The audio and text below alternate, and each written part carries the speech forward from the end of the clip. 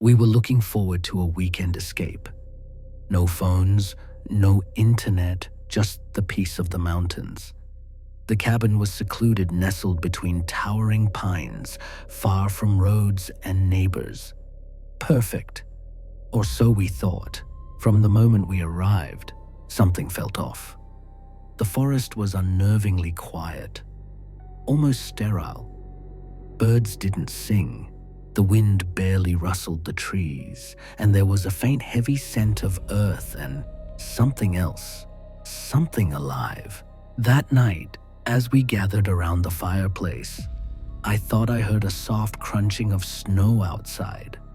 I assumed it was an animal, maybe a deer, but the sound didn't move like a deer.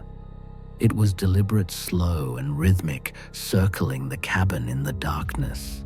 I mentioned it jokingly, but the others laughed it off. Still, I couldn't shake the feeling of being watched, studied, and measured. Around midnight, I woke to a faint tapping at the window. My heart jumped. I shone a flashlight into the darkness, but nothing was there. Only the snow, undisturbed, except for a few prints at the tree line. Massive, humanoid barefoot, disappearing into the shadows. I tried to tell myself it was a prank, that someone from the road had wandered too close. But a gut feeling told me otherwise. The prints were too large, too deliberate, too perfect. By morning, tension had settled over the group. Laughter and chatter were muted. Eyes darted nervously toward the windows in the forest. I kept thinking of the prints, the tapping, the sound of movement outside, something big, intelligent, patient, and watching. And I knew deep down that our weekend escape had just become a game. We didn't understand, and the forest had a predator who had already started teaching us fear. The forest felt alive, but not in the way I had expected. Every tree, every shadow seemed to breathe with intent, moving with a rhythm that made my skin crawl.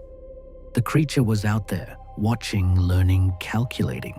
By the second night, the tapping and crunching had escalated. Branches snapped just beyond the cabin walls. Soft growls echoed through the tree line, and the snow revealed footprints larger than any human could leave circumnavigating our little refuge. We tried to laugh it off, tried to convince ourselves it was an animal or imagination, but the signs were impossible to ignore. A rope we had tied for drying clothes was severed with surgical precision. Food we had stored outside disappeared, yet no tracks led away. Personal items moved or left in odd arrangements. It wasn't hunting for food. It was sending messages, marking its territory, testing our fear. That night, I stayed awake, flashlight in hand, peering through the cabin window. Something moved in the tree line, massive, silent amber eyes reflecting the moonlight. I could see the thick fur and the immense size. It tilted its head, watching me as if evaluating my courage. Every instinct screamed at me to retreat, but I had to understand. I had to see how close it would come. And it came closer, not attacking, not rushing, just observing, assessing, controlling the night. The friends began to notice changes in each other. Anxiety-built paranoia crept in, and small disagreements escalated into arguments. Every creak of the floor, every whisper of wind, every shadow of a branch became a potential threat. We were unraveling. The forest wasn't just home to Bigfoot. It was a psychological trap, a place where fear became our captor. And the creature was the master, orchestrating it all. By dawn, exhaustion and terror had settled over us like a heavy fog. The prints remained. The snow bore silent witness, and I knew the creature was still out there, watching, waiting, patient, intelligent, and in total control. Night fell like a heavy curtain over the cabin.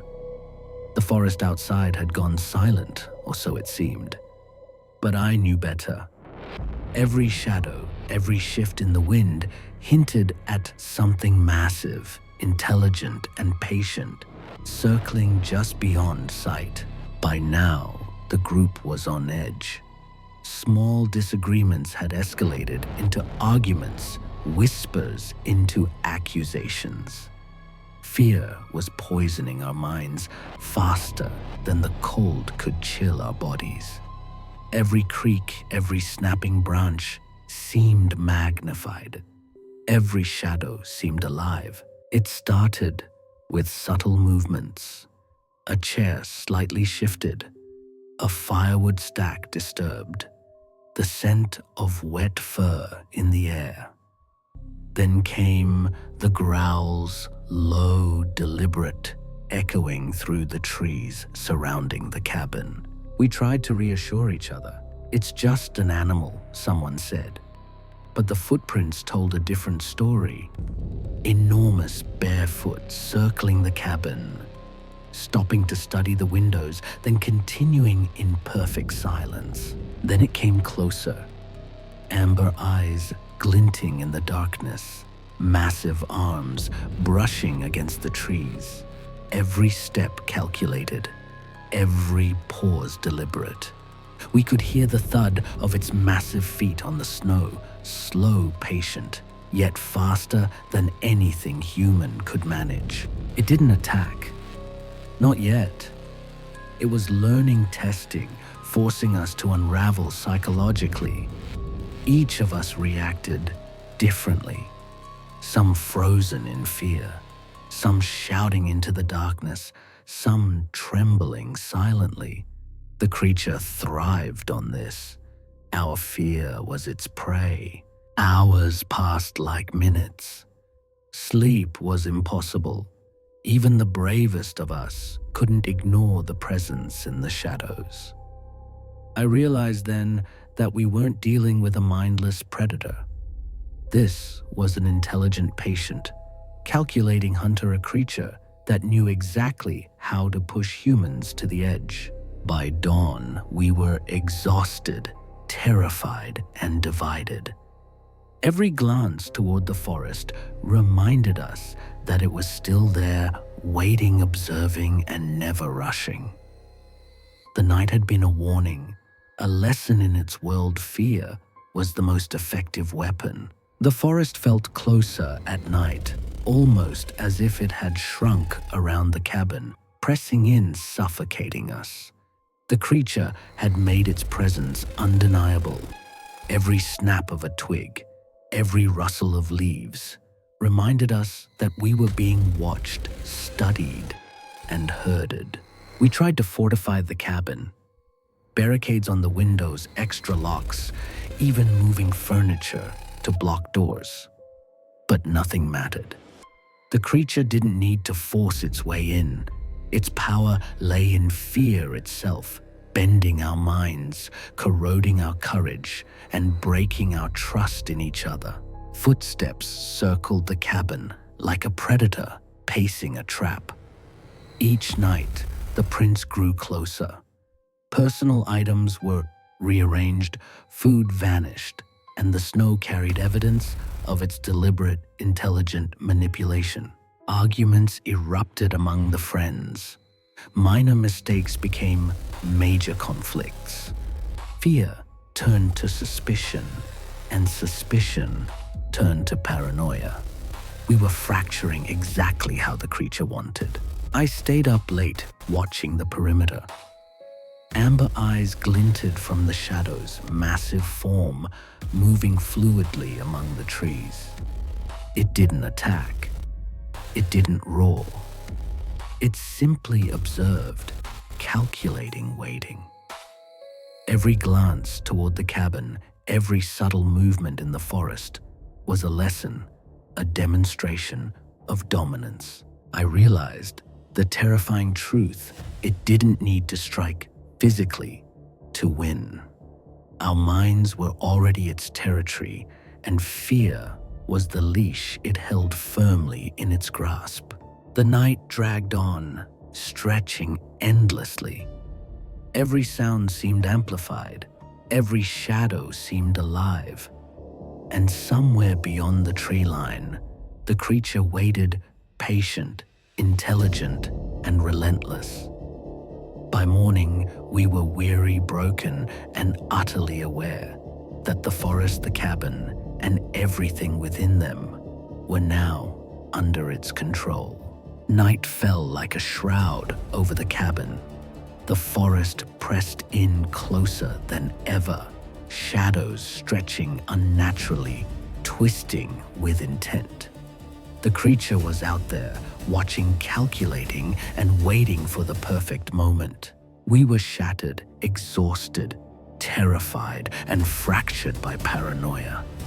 Every argument, every trembling glance, every misstep fed the creature's control. Its power wasn't in brute force. It was in dominating our minds, bending our fear to its will. The footsteps returned slow and deliberate. Amber eyes glinted in the darkness, massive arms brushing the snow-laden branches. I tried to shine my flashlight toward the tree line, but it vanished into shadow, leaving only the lingering sense of its presence. We realized the truth escape was not guaranteed. Any action could trigger disaster. Every step, every decision had to be calculated. Yet, no matter what we did, the creature had already won. Hours crawled by. Exhaustion and terror merged into a suffocating haze. The friends whispered, trembling eyes darting toward every shadow. Every sound, a branch snapping snow crunching the faint rustle of fur, reminded us we were prey in a psychological trap. By dawn, the forest was quiet again. The creature was gone for now. But the cabin, the woods, and our minds had been claimed. The friends survived physically, but the terror remained. Fear lingered in every glance, every shadow, every sound. I realized something chilling. The creature didn't need to attack. Its victory was total and silent, a mastery of mind over body. It had taught us the most horrifying lesson, that fear itself could dominate, and some predators never need to show their claws to win. Even now, years later, I remember the amber eyes watching from the tree line.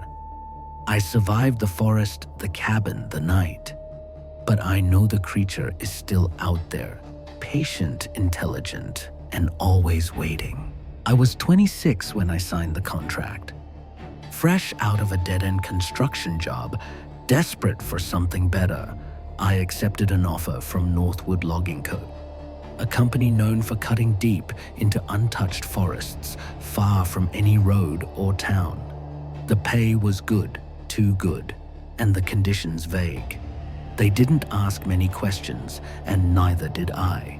I should have. The job site was in a remote part of the Pacific Northwest where the forest grew so thick, it felt like a living wall. The locals called it Black Hollow, but no map I'd seen ever named it.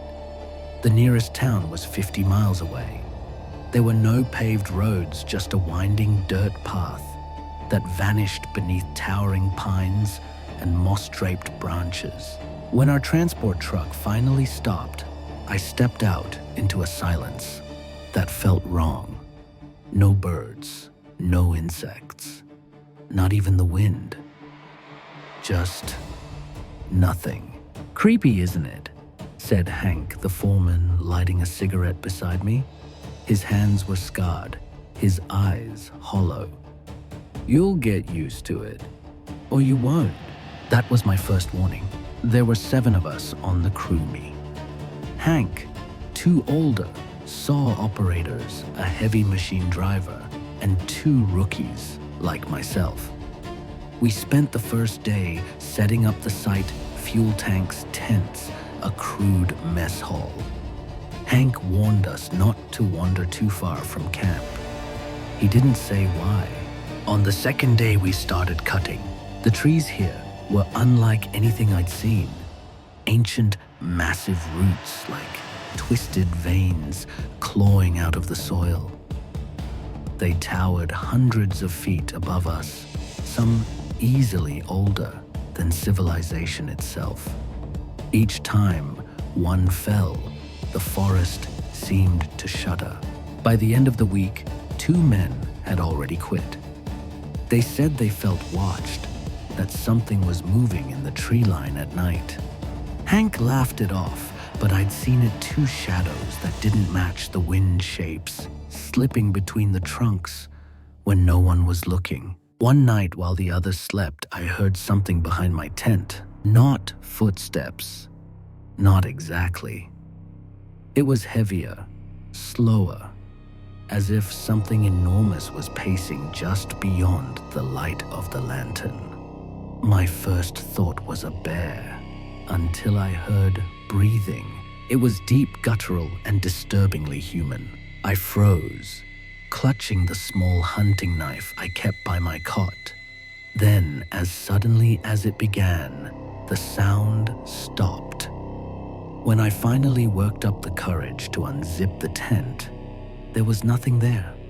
Only the trees impossibly still, and the faint scent of wet fur lingering in the air. The next morning we found blood. It streaked across the ground near the equipment shed. Long, smeared trails leading into the forest. No one had seen anything. Nothing was missing. But the ground was torn up as if something massive had dragged a heavy body through the mud. Hank refused to report it. Probably a deer, he muttered. Wolves dragged it off. But there were no wolf tracks, no hoof prints.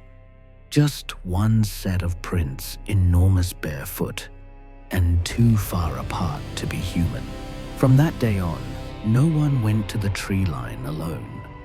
The rookies whispered stories by the fire at night about giants in the woods, about wild men with glowing eyes. Hank would tell them to shut up, but I noticed he never went near the forest edge anymore, either. Then on the 14th night, everything changed. We were woken by screaming. It came from the west side of camp. Desperate, blood-chilling screams that sliced through the night. By the time we grabbed flashlights and ran toward the sound, one of the saw operators was gone. Vanished. His cot shredded. His boots still beside the fire. And in the mud near his tent were more of those footprints. Bare, gigantic, fresh. That was when Hank told us the truth. The company had known. They all knew. We weren't the first crew to work this forest. Others had come before us, and every time people went missing, bodies were never found. The only thing they ever recovered were pieces of machinery twisted like tin, and stories too wild to put in a report. They don't want us here. Hank whispered, his cigarette trembling in his fingers. And for the first time, I realized he wasn't talking about people. That night, I didn't sleep. I sat awake, knife in hand, staring into the tree line as the forest stared back. Somewhere in the darkness, something was moving, circling us, watching, waiting.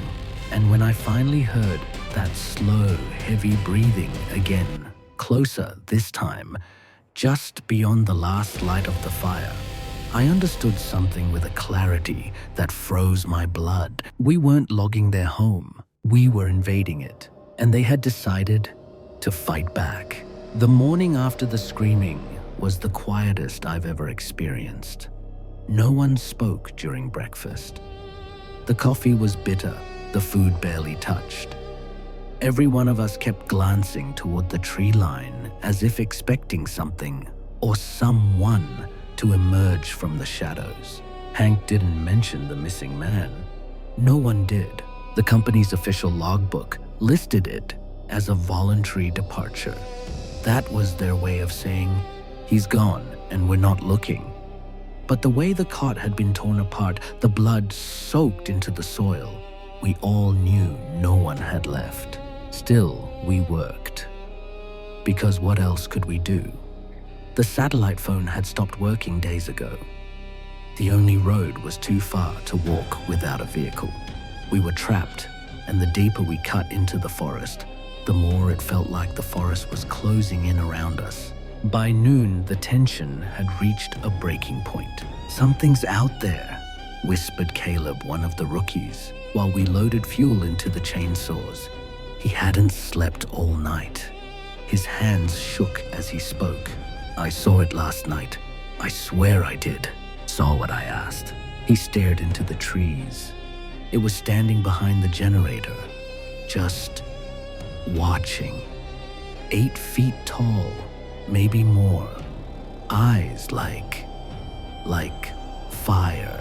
I wanted to tell him he was imagining things, but I couldn't, because I'd seen it too. The movement between the pines, the breathing, the enormous shadow that always seemed to disappear just before anyone else turned around. And then that afternoon we found the second body. We were hauling freshly cut logs to the loader when Hank shouted for us to stop. About 30 feet beyond the clearing, near a shallow ravine, there was something on the ground. At first, I thought it was a pile of clothes. Then I saw the blood. It was Eric, one of the older saw operators. Or what was left of him. His chest was crushed. Inward ribs shattered like brittle glass. One arm was missing entirely. His face was twisted in a frozen scream. There were no bear tracks, no sign of a fall. Just the same barefoot prints, huge, deep, and circling his body, like a predator stalking prey. Hank tried to radio for help. Nothing but static. We carried Eric's remains back to camp in silence. The forest around us felt heavier now, suffocating, as if something enormous was listening. That night, we built a fire bigger than usual and doubled the watch. No one slept. The air felt electric, charged with something primal. Fear, anger, both. The forest was alive with noises we'd never heard before. Low, rumbling growls that echoed through the dark. Snapping branches. Heavy footsteps in the distance. At one point, around 2 a.m., Caleb swore he saw something moving near the fuel drums. We all grabbed our flashlights and swept the area. Nothing. Just the faint, wet smell of fur and the distant rustle of pine needles. "Maybe we should leave," I whispered, to where Hank muttered, "We're 50 miles from the nearest road. If we go on foot, we won't make it." He was right, but staying felt like suicide. The next day, the company sent us a message through the shortwave radio. It was brief and cold. "Continue work. Do not abandon the site. Reinforcements in 4 days." 4 days. 4 more days of this hell. We decided to push deeper into the woods to finish the last quadrant, the heart of the forest. But the deeper we went, the more signs we found. Huge claw marks gouged into tree trunks. Bones, animal bones, but arranged deliberately, hanging from branches like warnings. And strangest of all, symbols carved into the bark. Circles, spirals, primitive shapes that looked almost human. "This isn't just some animal," Caleb whispered. "It's intelligent." No one argued. That night, I took the first watch. I sat by the fire knife in hand, listening to the forest breathe around me. The others slept uneasily, twitching in their cots, muttering in their dreams. Then a sound. Crack. Something was moving out there. Slowly, heavily. I raised my flashlight and swept the beam across the tree line. And that's when I saw it clearly, unmistakably, for the first time. It stood just beyond the edge of the clearing, half hidden by the shadows. Massive, covered in dark, matted hair. Its shoulders were broad, its chest rising and falling like a bellows. And its face, God, its face was almost human. But not quite. Too wide, too strong. And those eyes, burning amber, fixed directly on me. We stared at each other in perfect silence. Then it stepped back, melting into the trees without a sound. It didn't run. It didn't charge. It simply watched. And that terrified me more than anything. By dawn, Caleb was gone. His tent was empty. His boots were still there. No blood this time. Just a single enormous footprint in the mud, pointing toward the forest. One by one we were being taken, and deep down I knew if we didn't leave soon, none of us were getting out alive. The forest felt alive in a way I couldn't explain. Every snapped twig, every rustle of leaves sounded deliberate, like the trees themselves were conspiring against us. By the third night, only 4 of us remained. Hank the machine driver, the other rookie, me. Caleb and Eric were gone, and the silence they left behind was heavier than any storm. We knew we had to find Caleb, or at least understand what had happened. Something about the footprints, the claw marks, and those symbols carved into the trees told me one thing: this wasn't random. Someone or something had a plan. Hank led us deeper into the forest, past areas we'd never cleared, past trees so massive their tops disappeared into fog. He whispered warnings under his breath. "Don't stray, don't make noise, they'll know." Who, I asked, voice trembling. Hank didn't answer. He never did anymore, just kept walking. Then I saw it, a clearing surrounded by trees taller than any I'd seen before. And in the center, a massive mound of sticks, branches, and animal bones. At first I thought it was some natural formation. Then I saw the smell, the odor of decay, wet fur, and something sickeningly human. This is a nest," I whispered. Hank didn't confirm. He just nodded, pale. Inside the nest were signs of previous victims, scraps of clothing, bits of machinery, animal skulls stacked in grotesque patterns. And then I saw the footprints, human-sized and enormous, mixed together, as if something had dragged people and animals into one place. Something shifted in the trees. My flashlight caught movement, a massive shadow disappearing into the mist. And then I heard it, a low, guttural growl, coming from somewhere deep inside the mound. "It's not alone," Hank muttered. I realized then that Bigfoot didn't live in the trees. This was its home, its hunting ground, its trap. We approached slowly, every step deliberate. I felt the eyes on us. I could hear the soft snapping of branches behind the mound. And then I saw him, massive, towering, covered in matted black fur. Its face, elongated mouth, filled with jagged teeth. But its intelligence was what chilled me the most. It wasn't just an animal, it watched, it planned. Hank signaled us to stay back, but curiosity and fear drove me forward.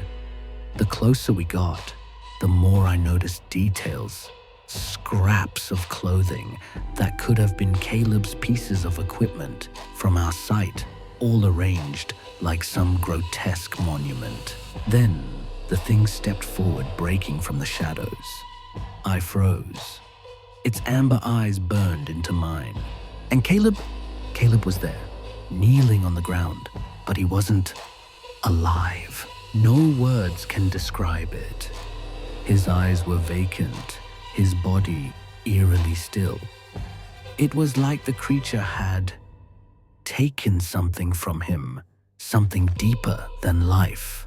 Hank shouted, and the creature reacted instantly. It didn't roar. It didn't attack violently. It stalked, circling us with deliberate precision. Every movement was calculated, slow, and impossible to anticipate. And then the forest fell completely silent. The creature lunged, not in a chaotic frenzy, but in a single terrifying motion, fast, precise, inhuman. The world narrowed down to its massive claws, its amber gaze, and the sickening realization that we were prey. We ran. Branches tore at our faces, roots tripped us, the fog swallowed us whole. The nest, the mound, the screams of Caleb, they faded behind us. But I knew the creature hadn't abandoned the hunt.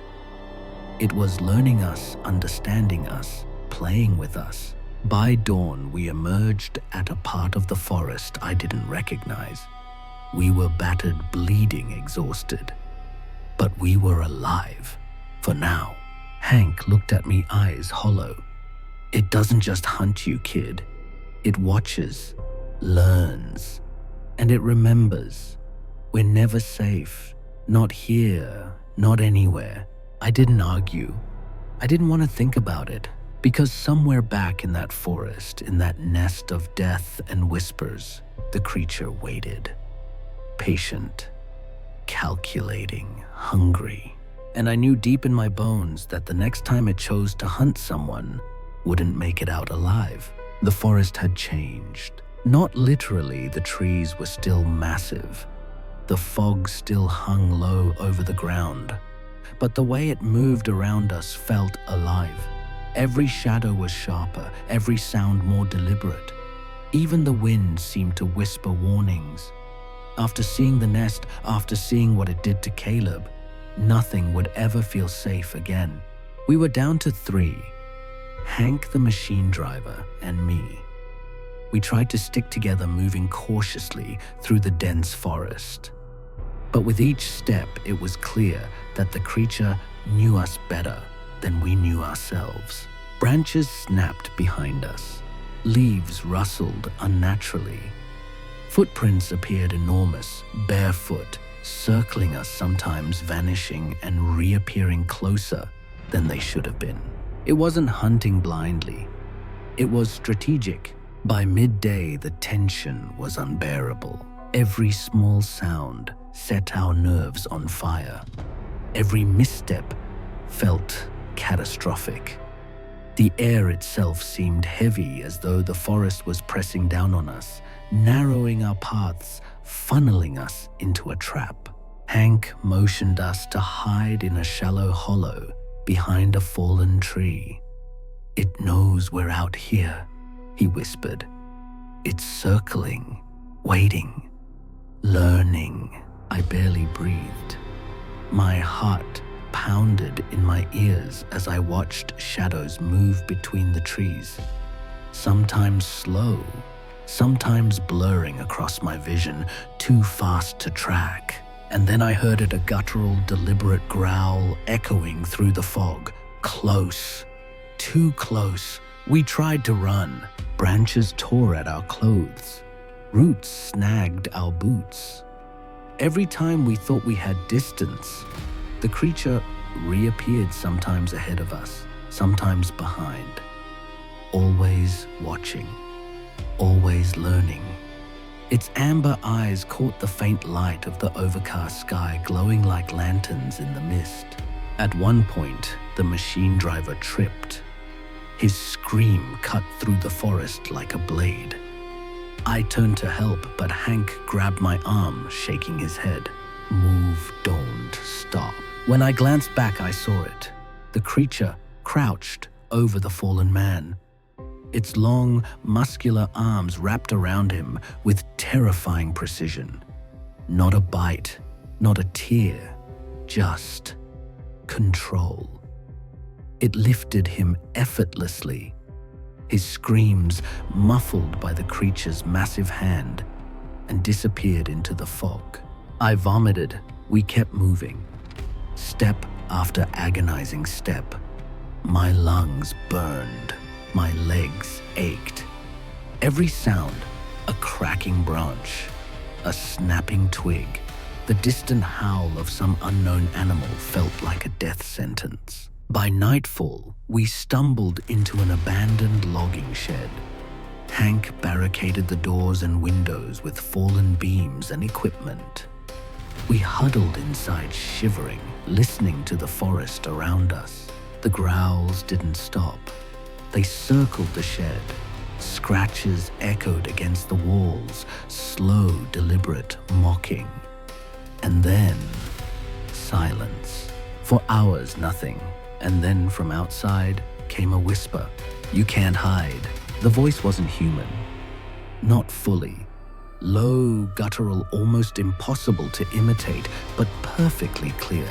Hank swore under his breath. It's playing with us. It knows we're scared. It feeds off it. I wanted to argue, wanted to say we could fight it. But deep down, I knew he was right. The forest wasn't just a home. It was a weapon. And we were trapped inside it. By dawn, we knew one thing: we couldn't stay. We had to escape the forest or die trying. But as we stepped outside, the fog parted just enough to show the creature waiting at the edge of the clearing. It didn't run. It didn't attack immediately. It just stood there, massive, powerful eyes glowing. And it smiled. We had survived part 4, barely, but deep down I knew. The real hunt was only beginning. We had no plan. None. Every instinct screamed at us to run, but the forest had already closed in. Even in the daylight, it felt like we were trapped inside a living maze. Trees loomed above us, their roots twisting like snakes. Fog hung low, hiding the path, hiding him. Hank muttered something under his breath, a prayer maybe. I couldn't tell. I gripped my knife tighter, listening to every sound, leaves brushing twigs, snapping the distant, almost imperceptible breathing of the forest itself. And then we saw it. Bigfoot. Towering, muscular, its black fur dripping with morning dew. Its amber eyes glowed, watching us like a predator, studying its prey. There was no malice, not in the way a human feels hate, only intent. Calculated. Precise. This was the moment it had been waiting for. We tried to fight. We swung axes, we yelled, we threw rocks. But every movement, every noise seemed anticipated. It didn't flinch, didn't roar. It simply dodged, fluid and terrifying, as if it knew exactly where we would strike before we even moved. Hank went first. He swung a sledgehammer, aimed for its head, and the creature caught his arm mid-swing. The sound of bone cracking echoed through the trees. He screamed once, and then went silent, swallowed into the fog. I froze. The machine driver tried to flee. Bigfoot leapt, incredible speed and power, catching him by the shoulder. He was dragged into the shadows, muffled screams fading as quickly as they had begun. It was just me, alone, knife in hand, heart pounding so hard I was certain it could be heard in the distance. I ran. Branches tore at my face. Roots ripped at my boots. My lungs burned, but I didn't stop. The forest seemed endless. And then I heard it, the slow, deliberate footsteps behind me. I turned, just for a second. That was all it took. Amber eyes glowing like fire in the mist. Massive jaws, teeth gleaming. It didn't charge. It didn't roar. It simply moved, closer, patient, as if letting me savor the fear. I ducked into a thicket, crouched, low, silent. My body was trembling uncontrollably. The footsteps circled me closer, then farther, then closer again, and then silence. Hours passed. I dared to breathe. I dared to peek. The fog had shifted. The forest was still. No sound. Nothing. I made a choice. Slowly, carefully, I moved toward the faint road I'd seen when we first arrived. Every step felt like a gamble. Every snapped twig a potential death sentence. By dawn, I broke through the forest edge. The morning sun blinded me, but it was freedom. Or something close to it. I never looked back. Weeks later, authorities searched the forest for Hank, Caleb, the others. They found nothing, not a trace. Only the enormous footprints, half sunken in mud, and the strange symbols carved into trees, fading with time. And sometimes at night, I swear, I see them amber eyes glowing in the corner of the woods near my home, waiting, watching, patient. Bigfoot didn't need to kill everyone to win. It just needed to remind us we are never safe. And I know deep down the forest and its guardian will always be out there, waiting. We were a team of scientists, armed with cameras, tracking equipment, and boundless curiosity. Our mission document the elusive Bigfoot in the uncharted forests of the Pacific Northwest. The media called it a legend, but we were determined to prove it was real. I had been skeptical until the first night. We set up camp near a riverbank, surrounded by towering pines and the heavy silence of untouched wilderness. That's when I first heard it, a low guttural growl that seemed to resonate through the trees, vibrating in my chest. At first, we laughed nervously. Probably a bear, someone said. But the sound was too deliberate, too measured. Then came the footsteps, massive barefoot, precise, circling our camp. Branches snapped overhead. Rocks shifted as if something enormous was testing the ground. I peered into the darkness, heart pounding. Eyes, amber glowing faintly in the moonlight, stared back from the shadows. The hair on my arms stood up. The creature wasn't just real. It was watching us, calculating, waiting. The team tried to rationalize it. We set up motion sensors, night cameras, and audio recorders. Every device captured evidence of something massive, moving unseen, yet terrifyingly close. But then came the first warning. One of our tents had been slashed overnight. Not torn violently, but precisely with care. Equipment was moved. Food supplies vanished. No footprints, no signs of struggle. Nothing, just evidence that we weren't alone and someone or something had visited. I realized the creature wasn't just wild, it was intelligent, patient, and territorial. It didn't attack us outright. It wanted us to understand something. We were intruders, observers in its domain, prey for its intellect, if not its body. That night, I couldn't sleep. I lay awake listening to the forest.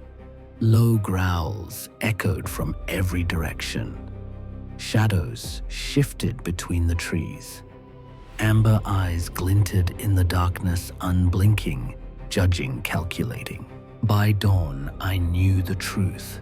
We had entered a predator's world, and we were being hunted in every way that mattered. The forest had a life of its own. Every rustle, Every distant snap felt deliberate, as if the trees themselves whispered warnings. But it wasn't the forest, it was him, the creature, Bigfoot. We woke to strange signs. Equipment repositioned overnight. Footprints, massive humanoid barefoot, circled our camp in ways that made no sense. Sometimes the prints stopped abruptly, then continued in a different direction, as if he was studying our reactions. One of the team, Marcy, swore she saw him at the edge of the river, tall and hulking eyes, glowing amber. She froze, and the creature froze too. For a moment it was mutual observation, a silent exchange of awareness and intelligence. Then it vanished, leaving only broken branches and a lingering sense of dread. The deeper we ventured into the wilderness, the more evidence we found. Trees stripped of bark in vertical gouges, forming odd patterns. Rocks arranged unnaturally, like markers or warnings. Fresh tracks circling the camp in the middle of the night, always returning to the same point. I began to realize it wasn't hunting for food. It wasn't attacking. It was teaching fear, testing intelligence, asserting dominance.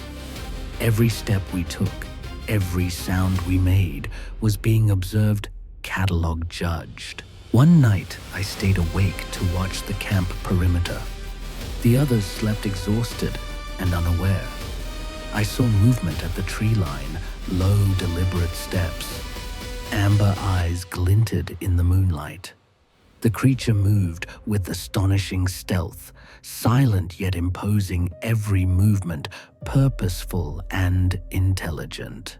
It stopped, tilted its head, and stared straight at me. My blood ran cold. It wasn't angry. It wasn't hunting yet. It was curious, patient, and calculating. I realized that we had not invaded its territory. We had entered its world, and it had already decided how we would be tested. By morning, the team noticed subtle changes. Some tents were shifted, food gone, personal items rearranged. Fear began to seep into our minds. Arguments erupted over the smallest mistakes. Tension rose. The forest wasn't just home to Bigfoot, it was a pressure cooker for paranoia, fear, and distrust. And I understood the most terrifying truth. It didn't need to attack physically. The creature had already won. It was breaking us psychologically, one subtle action at a time. The forest had become a labyrinth of fear. Every step I took seemed amplified in the silence, every snap of a twig a signal that he was near. I couldn't see him clearly, but I could feel his presence moving just beyond my vision. Circling, watching, calculating. That night, Marcy disappeared. One moment she was checking our supply tents. The next she was gone. Panic erupted. Flashlights swept the darkness. Voices shouted her name, but the forest swallowed everything. Then we found the sign's footprints leading into the woods, enormous and deliberate, stopping abruptly, as if he wanted us to see them. The remaining team was terrified. Sleep became impossible. Every rustle in the trees made hearts pound. Every distant glow of amber eyes made us freeze in place. The creature wasn't hunting us for food. It was hunting our fear, cornering us psychologically before ever touching us physically. I decided to follow the tracks to understand where it had taken Marcy. The forest was a maze of snow shadows and twisted trees. Every footprint we saw seemed almost mocking, leading us deeper and deeper into isolation. Hours passed. The shadows seemed alive, moving with intent. Branches snapped above us. Leaves whispered, and then a low guttural growl resonating through the forest like a warning. I froze. The sound came from every direction. Then I saw it, massive, hulking, glowing amber eyes, stepping lightly yet powerfully through the trees. It paused, watching us with an intelligence that was chilling. It tilted its head as if considering whether we would survive the night. We tried to retreat, but the creature was everywhere at once, its presence oppressive. I realized then that we weren't running from a predator in the traditional sense. We were being hunted by a master of patience and fear, whose goal was not immediate kill, but total domination of our minds. By dawn, the team was fractured. Paranoia and exhaustion were taking their toll. Accidents were happening, slips, falls, injuries caused by fear-induced mistakes. And all the while, it observed, learned, and adapted. I understood a terrifying truth. We had crossed into a territory where the predator played by rules we couldn't comprehend. And in its world, fear was more lethal than claws or teeth. The forest had become a maze of dread. Every tree seemed to watch me. Every shadow whispered warnings. The creature was no longer just stalking, it was hunting with intent, herding us, corralling us, shaping our movements without ever touching us. We realized too late that we had walked into a trap. The tracks we had been following weren't random. They led deeper into the forest, into a narrow valley, surrounded by cliffs and dense underbrush.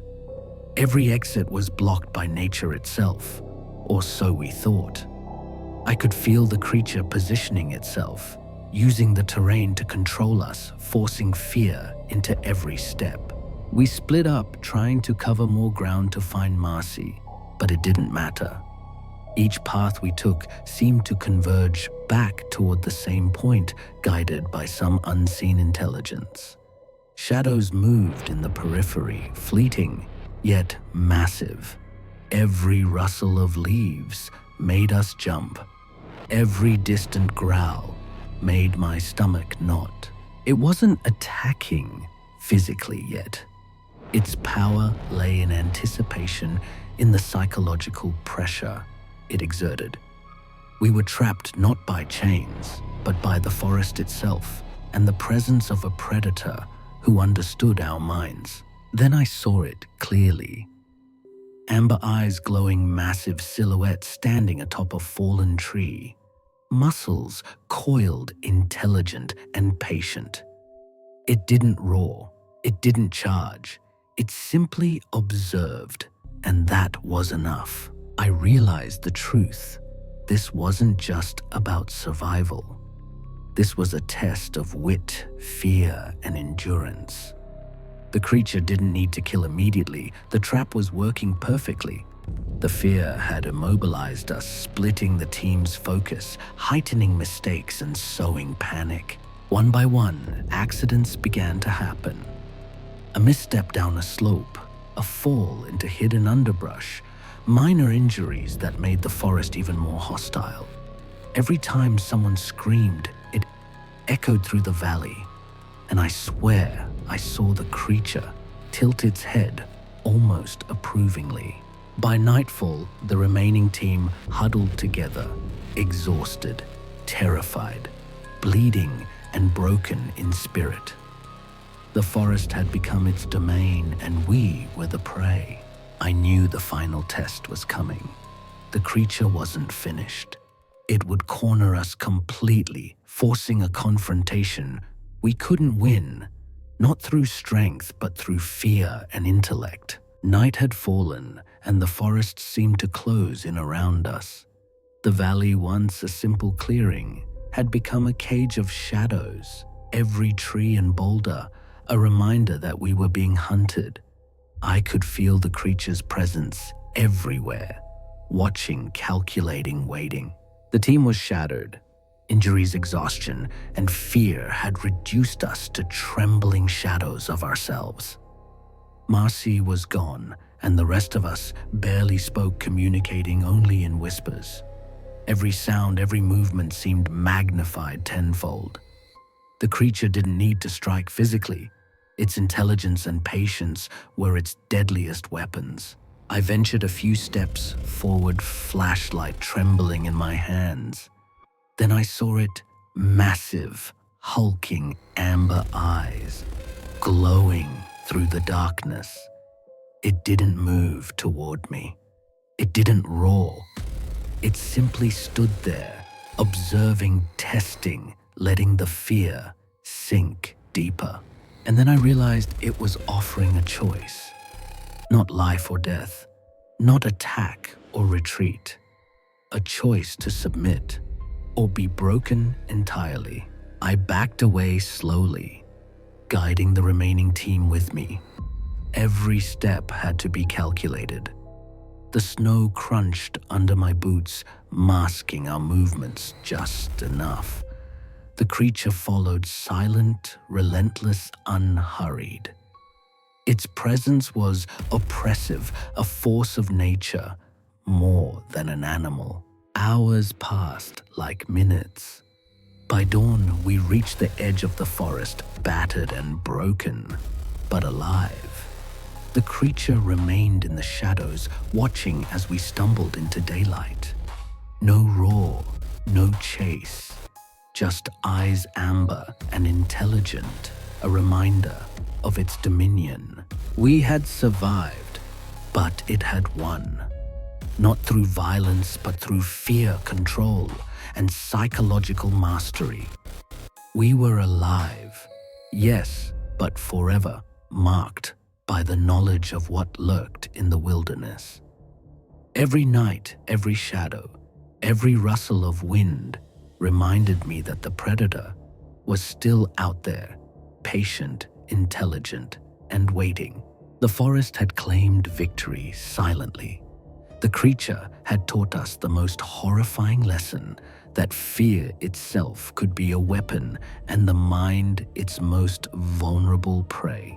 We left the wilderness behind, but I carry its eyes in my mind every day. Amber calculating, watching. The final choice wasn't about survival. It was about understanding that some predators don't need to kill to dominate. I survived. The forest, the creature, and its shadow remain undefeated.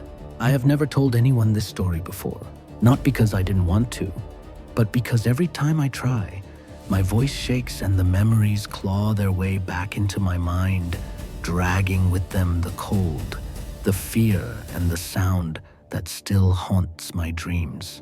It happened in the winter of 1987, deep in the Rocky Mountains. I was 22, fresh out of college, and desperate to prove myself. My friends and I, 5 of us in total, had decided to go on a winter expedition, a kind of test of courage we thought would make us legends among our little circle of adventure seekers. We were young, foolish, and far too confident. Our plan was simple: hike for 3 days into a rarely visited part of the Rockies, set up a base camp, spend a week exploring the remote snowfields, then hike back. It sounded romantic and daring. None of us expected anything other than a few close calls with frostbite and maybe an encounter with a curious wolf. The first 2 days were perfect. The air was thin and sharp, the snow deep and blinding under the sun. At night, we drank cheap whiskey by the fire and told stories that grew wilder with every sip. I remember laughing so hard my ribs ached. It's strange how the worst moments of your life often start with laughter. On the 3rd day, everything changed. It was just past noon when we found the tracks. They weren't animal tracks, at least not any animal I knew. Each print was nearly twice the size of my boot. and the stride was long, far too long for a bear or even a moose. The most unsettling part, though, was how deep they were. Whatever had made them was heavy, very heavy, Bear Dave suggested, though his voice lacked conviction. Bears hibernate in winter, I replied, my breath misting in the icy air. Then what the hell makes prints like that? Sarah asked, crouching to get a closer look. No one had an answer. We followed the tracks for nearly an hour. They led us deeper into the forest, where the trees grew twisted and close together, blocking out the sun. The silence was suffocating there. No birds, no wind, nothing but the crunch of snow under our boots, and the distant echo of our own breaths. Then somewhere far off in the distance, we heard it. A roar. It wasn't like any sound I'd ever heard in my life. It was deep and guttural, vibrating through the ground and into my chest, like thunder. It wasn't the roar of a bear or the howl of a wolf. It was something older, something primal and angry. We stopped dead in our tracks. Did you hear that? Sarah whispered. No one answered, but we all heard it again, closer this time. The sound rolled through the forest, shaking the snow from the branches.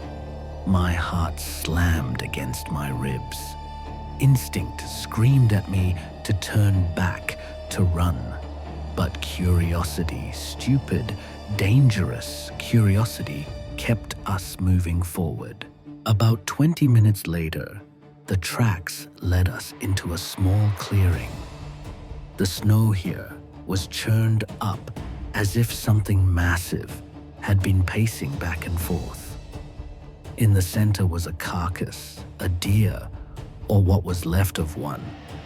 Its ribcage was shattered, its head missing, and the snow around it was stained black with frozen blood. Jesus, Dave muttered, stepping back. It's still fresh, Sarah whispered. This happened today. That's when we noticed the smell, thick and rancid, like rotting meat mixed with wet fur. And then, from somewhere beyond the tree line, we heard the crunch of snow, slow, heavy, approaching. Back to camp, I said, my voice barely more than a breath. Now, but before we could move, something stepped out of the trees. It was massive, easily 8 feet tall, maybe more. Its body was covered in thick, matted hair, dark as the night sky. Its shoulders were impossibly broad, and its arms hung nearly to its knees. But it was the face that froze me in place. It wasn't animal. It wasn't human. It was something caught between the two. Deep-set eyes glowed faintly amber beneath a heavy brow. Its mouth, wide and full of jagged yellow teeth, was twisted into a snarl. The creature took a step forward, and the ground seemed to tremble beneath its weight. None of us moved. None of us even breathed. Then it roared. The sound was so powerful, it rattled the air in my lungs. Dave stumbled back, falling to the snow. Sarah screamed. And I couldn't move. My legs refused to obey. I just stood there, staring into those burning eyes, and for the first time in my life, I knew what true fear was. I don't remember deciding to run. My body just did it. 1 second, I was staring into those burning amber eyes, and the next, I was crashing through the snow, lungs on fire legs, screaming, my heart beating so fast I thought it might explode. Go, I yelled over my shoulder. Run, branches whipped my face as I plunged into the tree line, the world a blur of white and black. I could hear Sarah sobbing somewhere behind me, Dave shouting my name, and worst of all, the thunderous, earth-shaking footsteps chasing us. It wasn't running, it was charging, The ground trembled beneath its weight. Each breath it took was a guttural, snarling growl, closer and closer with every passing second. I didn't dare look back. I didn't want to see how close it was. I just kept moving. We didn't stop until we reached the river, frozen solid, a silver ribbon cutting through the forest. My chest burned with cold air, and my legs felt like lead. Sarah collapsed onto the ice, gasping for breath. Dave spun around, rifle raised, pointing back into the darkness we had fled. But there was nothing. No roar, no footsteps, no monstrous figure bursting from the tree line. Only silence. The kind of silence that makes you realize how alone you really are. "Did it follow us, Sarah?" whispered, eyes darting around. I don't think so," Dave said, lowering the gun slightly. But I wasn't convinced. The woods were too quiet, the shadows too deep, and somewhere buried beneath the silence, I could still feel it, the weight of that thing's gaze, watching us waiting. We decided to head back to camp. It was getting dark, and none of us wanted to spend another minute in that clearing. The hike back felt longer than before, every gust of wind sounding like a growl, every shifting branch like footsteps. When we finally stumbled into camp, the sun had vanished behind the trees. The sky was a bruised purple, and snowflakes drifted lazily down from the darkening clouds. That night, none of us spoke much. We sat around the fire listening to the wind moan through the pines. Dave cleaned his rifle. Sarah stared into the flames, her hands trembling. I tried to write in my journal, but my hand wouldn't stop shaking. "What was that?" Sarah finally asked, her voice barely above a whisper. No one answered, because none of us had any idea. I didn't sleep well. The wind howled all night, and every time I closed my eyes, I saw that face again, those amber eyes, that jagged grin. At some point, I must have drifted off, because the next thing I remember was waking to silence. It was the kind of silence that isn't natural, the kind that feels like the whole world is holding its breath. I sat up slowly, heart already racing. Dave's sleeping bag was empty. "Dave," I hissed into the darkness. No reply. Sarah, she stirred beside me, groggy and confused. "What time is it?" "I don't know." "Dave's gone." We grabbed our flashlights and stepped out into the cold night. The fire had died down to glowing embers. Snow crunched softly beneath our boots as we called his name. "Dave, where are you?" And then we saw them. The footprints, huge deep impressions, circling the camp, leading off into the forest. Right alongside them, smaller human ones. Dave's. My blood turned to ice. Maybe he just went to pee, Sarah offered weakly. "In that direction?" I asked, pointing toward the dense black wall of trees. "No, something took him." We followed the tracks, slowly, cautiously. The deeper we went, the colder the air seemed to get. The forest felt wrong, still and silent, like it was holding its breath, watching us. After maybe 20 minutes, we found the first sign. Dave's flashlight, half buried in the snow, still glowing faintly. Then a torn scrap of his jacket caught on a branch. Then blood. It wasn't much, just a few dark drops frozen into the white, but it was enough. "Maybe he's hurt," Sarah whispered. "We have to keep looking." But part of me didn't want to. Every instinct in my body screamed to turn back, to run. But we didn't. We pushed on. That's when we heard it. A low rumbling growl. Close, too close, "Turn off the light," I whispered.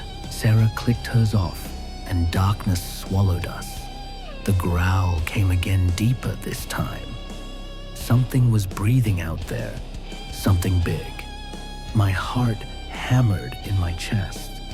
My breath came in shallow gasps.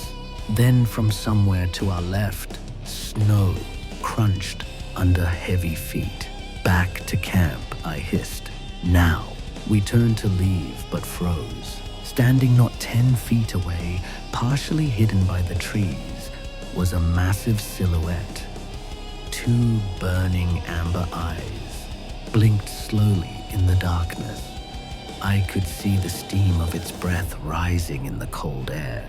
It stepped forward, and the moonlight revealed its face. That same face, the same snarl, the same eyes that had haunted me since the clearing.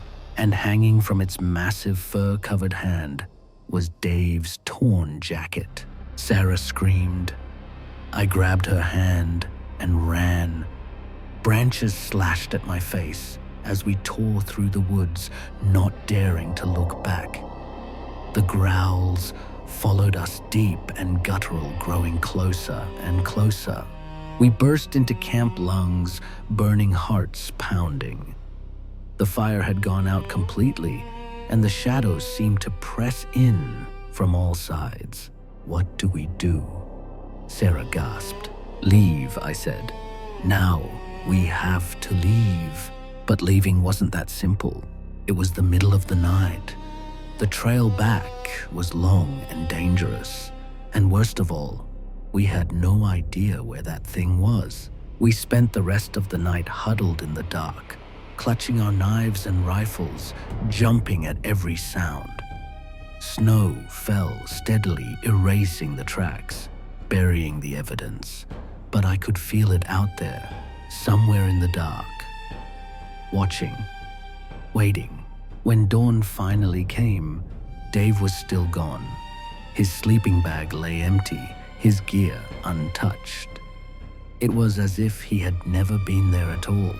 We debated searching again, but deep down, I think we both knew Dave was gone, and whatever had taken him, it wasn't done with us yet.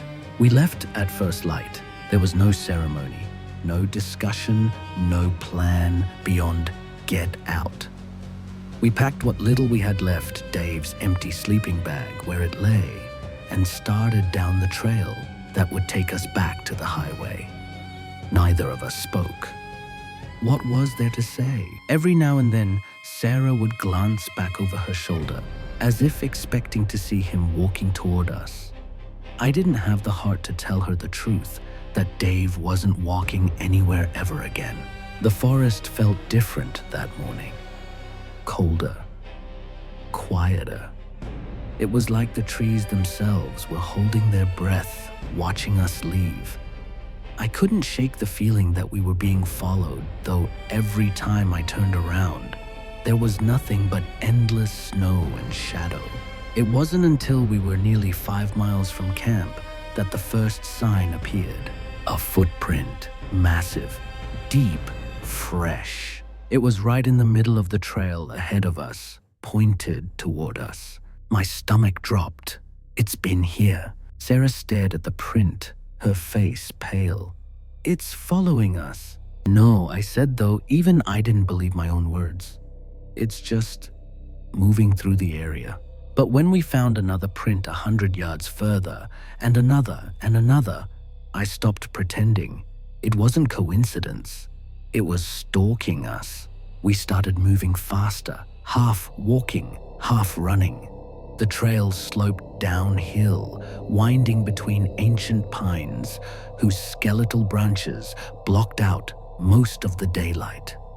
Every sound, a snapping twig, a distant crow, the whisper of wind, made me flinch. By noon, the sky had turned a dull iron gray.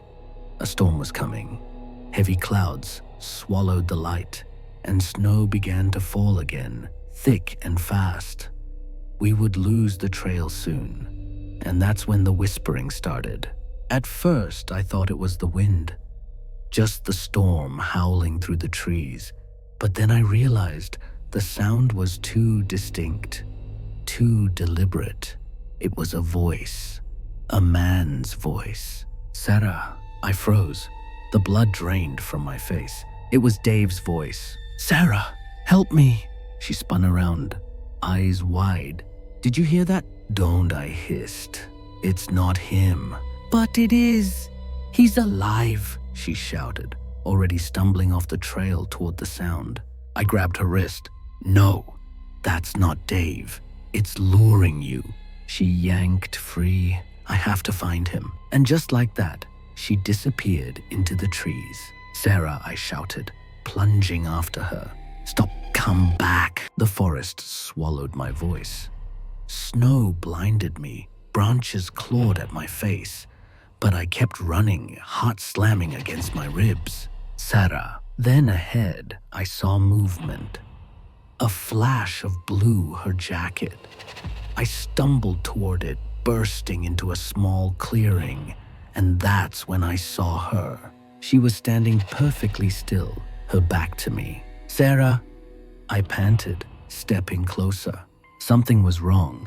Her posture was stiff, unnatural, like a puppet hanging from invisible strings. And then slowly, she turned around. Her eyes were wide and glassy. Her lips moved silently. And standing just behind her, half hidden by the trees, was a shape. Tall, massive, covered in matted hair. Those burning amber eyes locked onto mine. I didn't think. I grabbed Sarah's arm and yanked with everything I had. She screamed, twisted, fought me, but then something shifted and she stumbled back toward me. The creature didn't move. It just watched. Its head tilted slightly, almost curious. And then with a sound like a growl, crossed with a laugh, it melted back into the forest and vanished. We didn't speak as we stumbled back to the trail. Sarah was shaking tears, freezing on her cheeks. "I heard him," she whispered. "I swear I did. He was calling for me."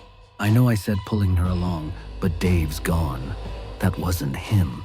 We walked for hours in silence, the forest pressing in on us from all sides. The snow was falling heavier now, and the trail was almost gone beneath our feet. By the time the sun started to set, we knew we weren't going to make it out before nightfall. We found an abandoned ranger outpost just off the path, a rotting wooden shack with half a roof and a broken door. It wasn't much, but it was shelter. We built a small fire in the rusted stove and huddled close, trying to ignore the wind howling outside. Neither of us mentioned what had happened. Neither of us mentioned the voice. But as the night dragged on, I couldn't shake the feeling that we weren't alone. At some point, Sarah drifted into an uneasy sleep. I sat awake, staring at the flames, listening. And then I heard it faint at first, then clearer. Footsteps, heavy, slow, deliberate. They circled the shack once, twice, 3 times, then silence. I held my breath. My heart hammered so hard, I thought it would crack my ribs. The silence stretched on. Minutes passed, maybe hours, and then a single thunderous bang on the door. Sarah woke with a scream. I grabbed the rifle, aimed it at the door, but didn't move. Bang! The door shuddered. Snow sifted down from the rafters. Bang! It hit again, harder this time. And then just as suddenly as it had started, it stopped. Silence. We sat, frozen, staring at the door, waiting for it to burst open. But it never did. Slowly, cautiously, I crept forward and peered through the crack in the boards. Nothing, just darkness and falling snow. But carved into the wood of the door, deep, jagged, and unmistakable, were 3 long claw marks. Not scratches. A message. It knows we're here, and it's not finished. We didn't sleep that night. How could we? After the banging on the door, those claw marks, sleep was impossible. We sat huddled by the dying fire, clutching the rifle between us, waiting for something to happen, waiting for it to come back. But it never did. When dawn finally crept through the broken boards of the ranger shack, it felt like a hallucination. The storm had passed, leaving behind a world buried beneath fresh snow. The forest was eerily still, as if holding its breath. Sarah was the first to speak. "We can't stay here. I know," I said. My voice was hoarse from fear and sleeplessness. "We move as soon as the sun's high enough." We packed quickly, not that we had much to pack, and stepped back into the cold. My heart was pounding before we'd even taken 10 steps. Every tree looked suspicious. Every shadow felt alive. We hadn't gone far when Sarah stopped dead. "What is that?" she whispered. I followed her gaze and felt my blood turn to ice. There, half buried in the snow just beyond the shack, was a shape. Human. Arms sprawled, legs twisted unnaturally. I stumbled closer and dropped to my knees. It was a man, or what was left of one. His clothes were shredded, his skin pale as the snow. His eyes were frozen open, wide with terror, and carved into his chest were 3 long gashes deep enough to show bone. "God," Sarah whispered, covering her mouth. "Is that—" "It's not Dave," I said quickly, though part of me wished it was. This man was wearing a park ranger uniform. His name tag read H. Miller. I reached into his coat pocket and pulled out a small, leather-bound notebook. The pages were stiff with frost, but the writing inside was still legible. Day 1, it read, "Unusual activity reported near Pine Ridge. Locals say the howls don't sound like wolves." Day 5, "Found strange tracks. Massive, bipedal. Followed them for 2 miles before losing the trail.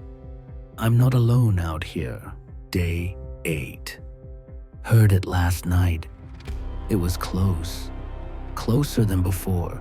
It knows I'm watching." Day 11, "It's not an animal. It's older, smarter. Maybe it's been here all along. We were never meant to find it." The last entry was scribbled almost frantic. Day 13, "It mimics voices, footsteps. It waits until you're alone. It wants you to follow. Don't follow." I slammed the notebook shut, my hands trembling. "What does it mean?" Sarah asked. "It means Dave's voice." "Wasn't Dave," I whispered. "And it means this thing isn't just a beast. It's hunting." We left the body where it lay. There was nothing we could do for him now, but as we walked, the forest seemed to grow darker, denser. The silence wasn't silence anymore, it was listening. By midday, we were exhausted. The snow was deeper now, every step a battle. And that's when we saw at the tower. It was an old fire lookout, perched on a rocky ridge, maybe half a mile away. Wooden, weather-beaten, but still standing. "If we can make it there, we'll have a view of the valley," I said. "Maybe even a signal." Sarah nodded weakly. "Let's go." The climb was brutal. The wind howled through the trees. The sky dimmed, and the shadows stretched long across the snow. By the time we reached the base of the tower, the sun was bleeding red across the horizon. We climbed the ladder, every creak of the old wood echoing like a gunshot. At the top, the cabin was cold and empty, but intact. There was even an old CB radio, though. When I tried it, nothing but static hissed back. Still, the height offered something we hadn't felt in days' safety. From up here, we could see for miles the endless stretch of frozen forest below the jagged teeth of the mountains beyond. And then far below us, something moved. "Do you see that?" Sarah whispered. At first, I thought it was just a shadow shifting among the trees. But then it stepped into the clearing, massive, hunched, walking upright. Bigfoot. Even from a distance, I could see the details, the thick, matted hair, the impossibly broad shoulders, the way it stalked the clearing like a predator. It stopped, suddenly lifting its head, and then it turned directly toward us.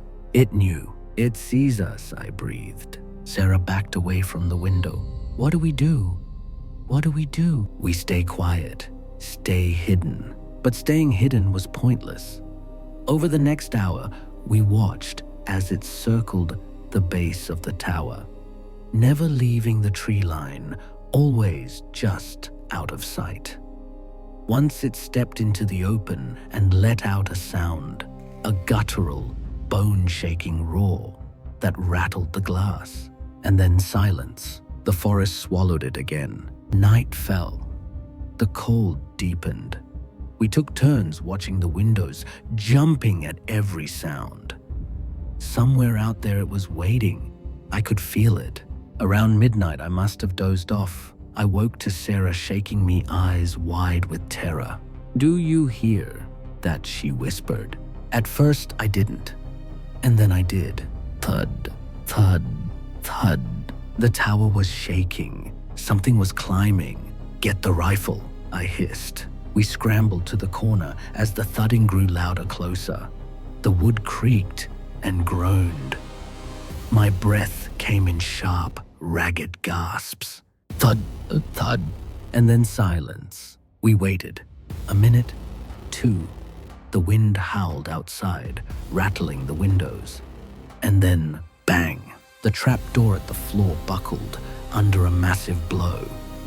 Snow dust fell from the ceiling. Sarah screamed. Bang! It hit again and again, each time harder. And then with a deafening crack, the door splintered open. Something was climbing inside. Two enormous hands, black with dirt and blood, gripped the edge of the hatch. And then its face appeared rising slowly into view.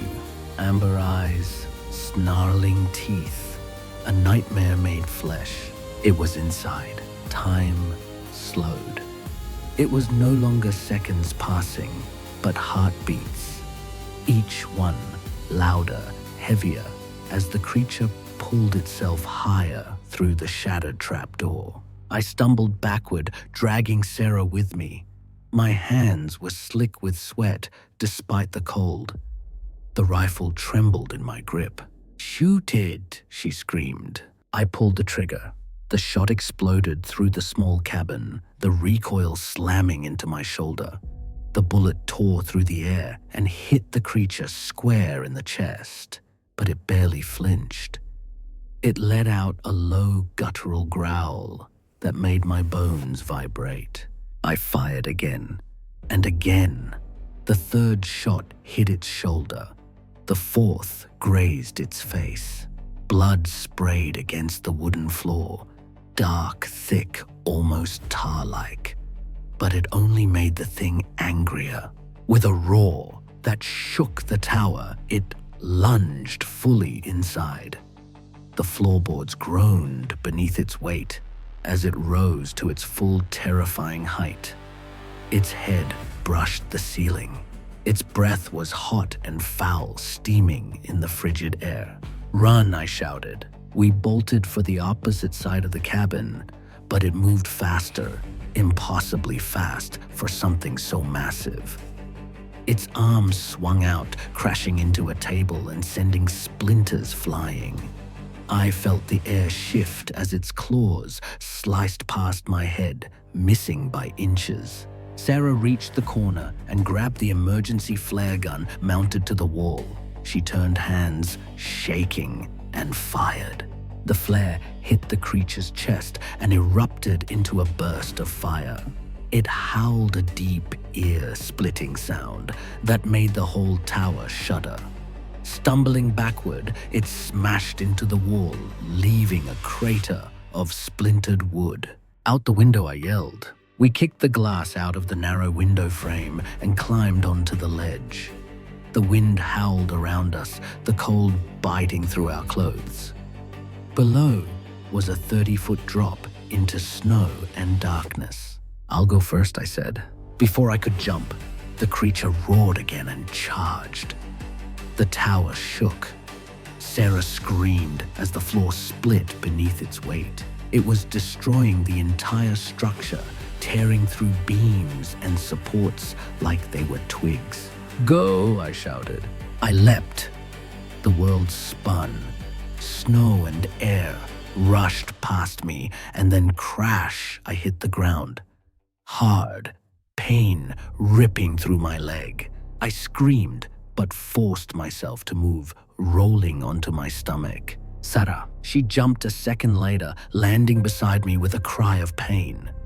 Together, we crawled away from the tower, just as the entire structure groaned, tilted, and collapsed. The sound was like thunder as it came down a storm of wood and steel and dust. For a moment, there was silence, and then movement. It was still alive. Through the wreckage, a massive hand clawed its way free. Then another. Slowly, impossibly, the creature stood. Blood dripped from its wounds, steam rising from its body like smoke. It looked different now, weaker, slower, but more furious than ever. And it was coming for us. We stumbled through the snow, half limping, half dragging each other. The forest stretched endlessly ahead. Behind us, the beast roared and followed. Each footstep sounded like an explosion in the frozen ground. "Where do we go?" Sarah sobbed. "Downhill," I gasped. "The highway. If we reach it, maybe—" I didn't finish the sentence, because then I saw it, a shape in the snow, tall stones, carvings, symbols. We had stumbled into some kind of ancient site, a stone circle, half buried in the ice, older than anything I had ever seen. Runes and markings spiraled across the stones in patterns that hurt my eyes to look at. The creature slowed as it approached. It stopped at the edge of the circle and hesitated. It was afraid. "What is this place?" Sarah whispered. "I don't know," I said, "but I think it's important." The creature circled us, roaring, but never crossed the stones. It paced snarling claws, gouging deep into the frozen earth, but it would not step inside. And in that moment, something clicked in my mind. It wasn't just an animal. It wasn't even a monster. It was a guardian. The carvings on the stones weren't random. They were warnings. They spoke of something ancient, something sealed beneath the ground, long before men walked these forests. And Bigfoot, whatever it was, had been left behind to make sure nothing escaped. Or maybe to make sure we never came too close. Suddenly, everything made sense. The mimicry, the stalking, the rage. We hadn't been prey. We were trespassers. Maybe if we stay here. Sarah started. Before she could finish, the creature let out a final furious roar, then turned and vanished into the trees. The forest swallowed it whole. We stayed in that circle until dawn. Neither of us spoke. Neither of us dared leave. When the first light of morning broke through the branches, we found the trail again and walked. We didn't stop. Not once. Not until the trees thinned and the sound of distant traffic reached our ears. We stumbled onto the highway, frostbitten, starving, half delirious but alive. When rescue teams found us, we told them Dave was missing.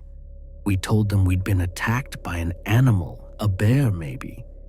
We did not tell them about the eyes in the dark, or the mimicry, or the circle of stones that seemed to hum beneath the earth. No one would have believed us anyway. It's been 2 years since that winter. I moved out of the city. I don't hike anymore. I don't camp. I don't go near the woods at night. But sometimes when the wind howls just right, I hear it again, a low, distant roar, echoing from somewhere deep in the mountains. And I know it's still there, watching, waiting, guarding whatever sleeps beneath the snow. I don't remember much of what happened in the minutes after I fired the last round. My body was moving on an instinct, shaking, bleeding, screaming without a sound. The echo of the rifle shot vanished quickly into the vast white emptiness, swallowed by the same silence that had haunted me since that first night. But the silence didn't mean it was gone. It never did. I dragged myself through the snow, my leg screaming with every movement. The trail I left behind was a jagged crimson line, disappearing into the dark woods. Somewhere behind me, I heard something heavy collapse. Maybe the creature, maybe something else. But I didn't turn around. I couldn't. If I did, I knew I would freeze, and that would be the end. The forest stretched on forever. Every twisted pine looked the same. My flashlight had died hours ago. My breath was a foggy ghost in the moonlight, and the cold bit deep into my bones. Still, I kept crawling, staggering, falling, and crawling again. I wasn't moving toward safety anymore. I was moving away from it. That was enough. When the first hints of dawn began bleeding into the horizon, I stumbled into a clearing I didn't recognize. The trees parted just enough for me to see the world beyond a lonely ranger tower standing crooked against the pale sky. I fell to my knees and laughed, half sobbing, half mad. I was alive, against everything, against the darkness, the blood, the thing that shouldn't exist. I was still breathing. They found me hours later, unconscious, clinging to the base of the tower. I woke up 3 days afterward in a small hospital room, my leg bandaged, my throat raw from screaming. The police said they found no evidence of anything unusual in the woods. No footprints, no blood, no shredded camp, nothing. My friends were gone, vanished, as if they had never existed. But I know what I saw. I know what I heard. That roar, that monstrous primal roar, still wakes me up at night, echoing inside my skull. Sometimes I see its eyes in my dreams, burning red and hateful in the darkness. Sometimes I swear I hear heavy footsteps outside my cabin window, even though I live miles away from that cursed forest. They call it Bigfoot, a legend, a myth, a story people tell around campfires to scare each other. But I have a scar down my thigh that says otherwise. I have nightmares that don't fade. And somewhere deep in those frozen woods, I believe it's still out there, watching, waiting, hunting. And if you ever find yourself in that part of the wilderness alone and far from help, and if you hear that same low guttural growl crawling out from the shadows, run, because the stories aren't stories, because the roar is real, because I've heard it and lived to tell the tale. The first time I saw it, I thought it was a man, tall, thin, standing motionless behind the chain-link fence that separated the schoolyard from the forest. It was a cold autumn afternoon, the kind that made your breath curl in the air and your skin itch beneath your jacket. The kids were screaming and chasing each other across the playground. the sound of sneakers slapping pavement and laughter echoing off the brick walls. And yet, there it was, still, silent, staring. At first, I laughed it off. Maybe a hunter, maybe some vagrant wandering too close to town. But then it stepped back, not walking, not turning, melting into the tree line, as if the forest had swallowed it whole. And something about the way it moved, too fluid, too quiet, made the hairs rise on my neck. I told myself not to think about it.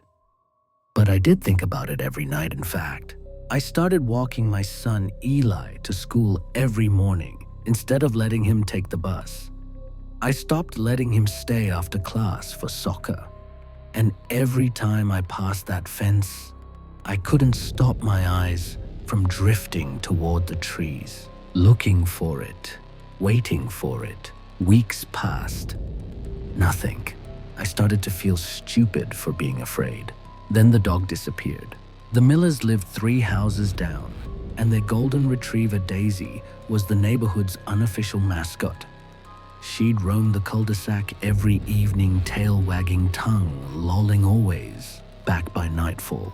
One morning she didn't come home. We searched the woods. We called animal control. Flyers went up. But there was no trace. No fur. No blood. Just the silence of the forest. The next night, the Carsons' cat vanished. 2 days later, the Thompsons' goat pen was torn apart, the wood splintered like it had been ripped by bare hands. It was subtle, almost too subtle, but I could feel it. The forest was testing us. And then it got bolder. I started waking up to strange sounds, not footsteps exactly, but breathing. Slow, ragged, wet breaths right outside the bedroom window. Once I swore I saw a shape duck beneath the streetlight when I peered through the curtains. And every night without fail, the motion sensor lights in the backyard would flick on for a few seconds, then go dark again. My wife said I was imagining things, but I wasn't. I knew it was watching us, waiting for something. And on the night of October 12th, I found out what. It was a Thursday, I remember, because Eli had a math quiz the next day, and we'd stayed up late studying. I tucked him in around 9:30, kissed his forehead, and double-checked that all the windows were locked. For the first time in weeks, I felt calm. Then at 2:17 a.m., the motion light turned on. I crept to the window and parted the curtain.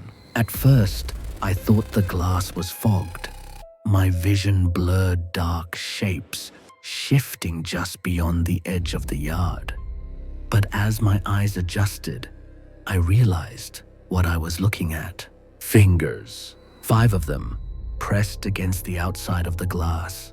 They were massive, twice the size of a man's, covered in coarse black hair, the nails cracked and yellowed like old bone. They traced slow, deliberate lines down the pane, leaving streaks of moisture in their wake. And then a single enormous eye rose into view, amber, unblinking, inches from my face. It smiled. I swear to God, it smiled before it vanished into the darkness. I didn't sleep that night. I couldn't, because something had changed. It wasn't staying in the forest anymore. It was crossing over. And deep down, beneath the rational part of my brain that still clung to words like animal and coincidence, I knew one thing with absolute certainty. This wasn't about hunger. It was about us. I didn't tell anyone about the thing at the window. Not my wife, not the police, not even Eli. Somehow saying it out loud would make it real, and I wasn't ready for that. Instead, I convinced myself I'd imagined it. Maybe it was a trick of the light. Maybe I'd just been too tired to see clearly. But deep down, I knew I was lying to myself. Because the next night the scratches started. They came just after midnight, faint at first, like branches brushing against the siding. but the sound grew more deliberate, long, slow, deep.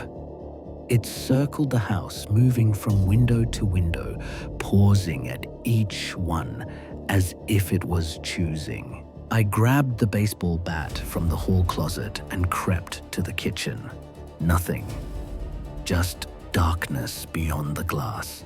Then came the knock. 3 short, measured taps on the back door.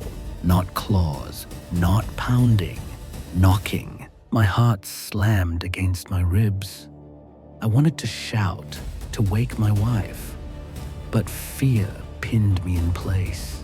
Slowly, I reached for the handle, knowing full well how stupid that was. Then I heard it from the other side of the door, a whisper. Ellie. It wasn't a voice. Not a real one, anyway. It was wrong, too deep, too wet, like something trying to imitate a human sound without understanding how speech worked. But it said my son's name, clearly.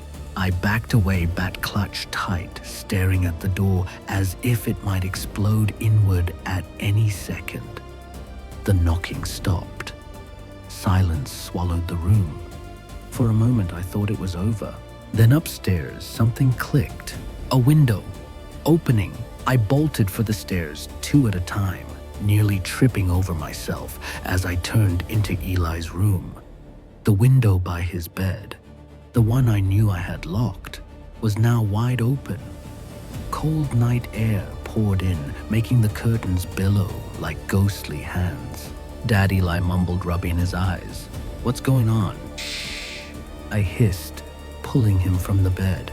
We're leaving. Now. He started to protest, but I didn't let him. I grabbed the keys, threw a coat around his shoulders, and headed for the front door. And that's when I saw it. Standing beneath the streetlight halfway down the road was a shape. It wasn't hiding anymore. It was massive. Nearly 8 feet tall, shoulders hunched, its arms hanging too low, fingers grazing the ground. Black fur clung to its body in ragged clumps, slick with something that caught the light. And its face, God, its face, it was almost human, but not quite. The eyes were too far apart, the mouth too wide, filled with jagged teeth that didn't belong in anything that walked upright.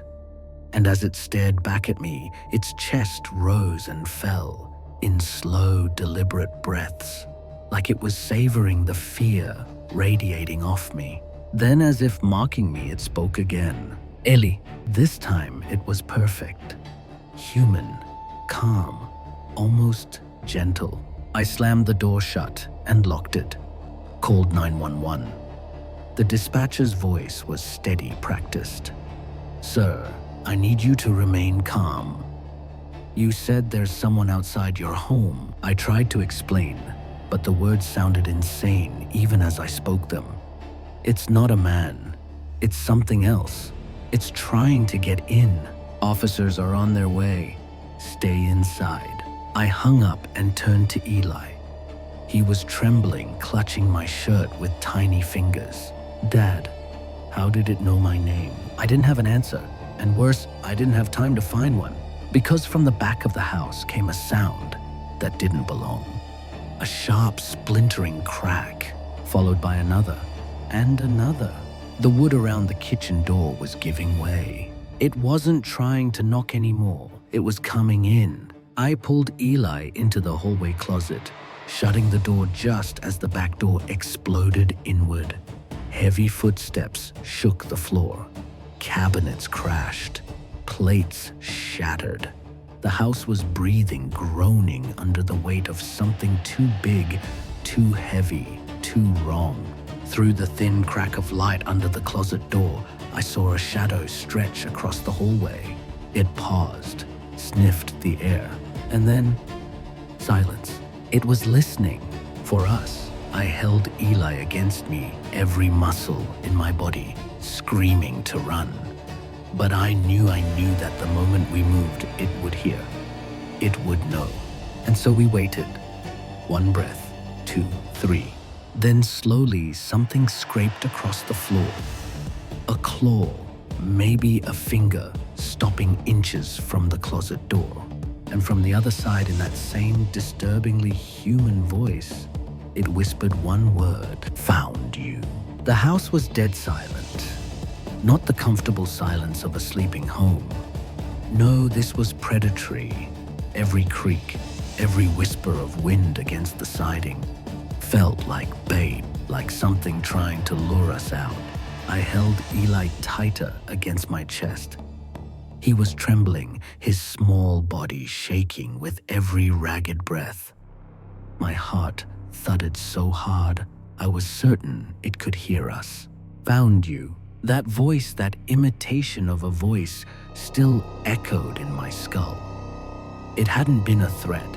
It hadn't even been a promise. It was a fact, a declaration. And it meant the hunt had already begun. The footsteps started again. Slow, heavy, deliberate. Thud, thud, thud. They moved down the hallway, stopping every few feet. It was sniffing, tasting the air. Once it scraped a claw gently along the wall scratch. Scratch, scratch, like a butcher sharpening his blade before the cut. I tried to stay calm, to think. The closet was sturdy, but not impenetrable. If it decided to tear through the door, there'd be nothing I could do. We had to move, but when and where? Then, from downstairs, the front door creaked. A new sound, a new direction. It was leaving the hallway. Now was our only chance. I eased the closet door open. The hallway stretched before us, empty, but for the faint moonlight filtering through the broken window in the living room. Every instinct screamed at me to run, but I forced myself to go slow, one step, then another. "Dad," Eli whispered, "I'm scared." I know I breathed. "Stay quiet. Hold my hand." We made it 3 steps before the floorboard beneath my foot snapped. The footsteps stopped. Silence. Then boom, boom, boom, the creature charged. "Run," I shouted. We bolted down the hallway. Eli's hand clutched in mine. Behind us, wood splintered and drywall exploded as the thing crashed through walls instead of turning corners. It was fast, far too fast for something that size, and it was gaining on us. I shoved Eli into the bathroom and slammed the door shut. There was no lock, no time. I jammed my shoulder against it just as something slammed from the other side, rattling the hinges. Thud, thud, thud. Each hit shook the room. Plaster rained from the ceiling. The mirror cracked. Eli was sobbing now, his hands pressed to his ears.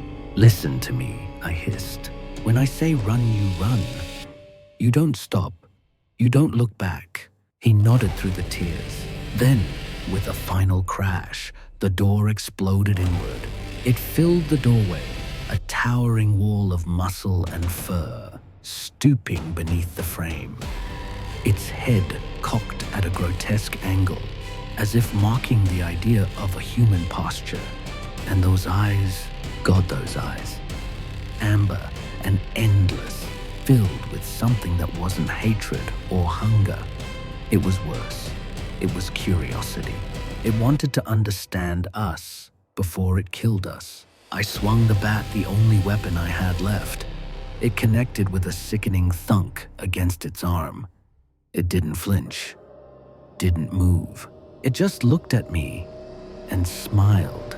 Then it reached for Eli. "Run," I screamed. I threw myself at the creature, shoving it back just enough to clear a path. Eli darted between its legs and out the door. The thing roared a deep guttural sound that rattled the walls and swung its arm. The blow caught me across the chest, hurling me into the bathtub. Pain exploded through my ribs, but it didn't follow me. It followed him. "Eli," I roared, dragging myself to my feet. I stumbled into the hall just in time. to see the front door burst open. Eli was sprinting across the yard, barefoot, screaming for help. And behind him, moving on all fours now, was the creature, a blur of black muscle and teeth, so fast it barely touched the ground. It wasn't just chasing him, it was playing with him. I stumbled after them, blood filling my mouth, lungs on fire. My vision tunneled. Somewhere in the distance, a siren wailed the police, finally. But they were too far, too late. The chase spilled into the street. Eli tripped, falling to his knees. He turned just as the creature loomed over him, casting a shadow that swallowed his tiny body whole. "Please," he whimpered. "Don't." The creature stopped. For a moment, everything was still, and then it did something I will never forget. For as long as I live, it spoke. "Run it," whispered the same perfect imitation of a human voice. And then it stepped back. Eli scrambled to his feet and ran. The flashing red and blue lights were close now, sirens blaring. The creature watched him go, then turned its gaze back to me and smiled. It could have killed us both, but it didn't. It wanted us afraid. It wanted us to remember. As the first police cars screeched to a halt, their lights cutting through the night, the creature melted into the tree line, gone as quickly as it had appeared. And in that moment, I realized the most horrifying truth of all. This wasn't the end. It was the beginning. It was 2 nights later when everything spiraled out of control. The entire town was on edge. Parents escorted their kids to school in pairs. Police cruisers circled the block every hour, and still, the feeling of being watched never left. It was as if the woods themselves had eyes. Every creak of a tree branch, every gust of wind against a window, it all felt alive. I hadn't slept in 2 days. Every time I closed my eyes, I saw that towering silhouette standing by the playground. Those glowing amber eyes burned into my dreams, always closer, always watching. Then came the night of the storm. Rain hammered the roof of our house, lightning splitting the sky in jagged white veins. I sat by the window staring into the darkness beyond the back fence, the one that bordered the small stretch of woods where we had seen him before. My mom had begged me not to stay up, but something deep in my gut told me I needed to. Something was coming. At 2:37 a.m., the motion sensor light in our backyard flicked on. At first, I thought it was a raccoon or a stray dog. But then I saw it. A shadow taller than the fence, broad shoulders, hunched, breathing heavy enough that I could hear it through the rain. Bigfoot. But this time, he wasn't just passing by. He was watching our house. I froze, unable to move, unable to scream. My heart pounded so hard, it felt like my chest would burst. He took a step closer to the fence, the boards creaking under his weight. Then another, and another, and then the fence splintered. With a single powerful shove, the creature tore through the wooden boards like they were paper. My mom's scream echoed from the hallway as I stumbled backward, knocking over a lamp. He stepped into our yard, towering over the garden rain, streaming down his fur. His chest heaved with slow, deliberate breaths, each one louder than the thunder above. I don't know what I expected. Maybe a roar, maybe a charge. But instead, he turned his head toward my window and locked eyes with me. That stare, it wasn't mindless rage. It was something worse. It was intent, Before I could react, my mom yanked me away from the window. We ran to the basement, barricading the door with furniture, our breaths shallow and trembling. The police were on their way, but out there above the sound of rain and wind, I heard heavy footsteps circling the house.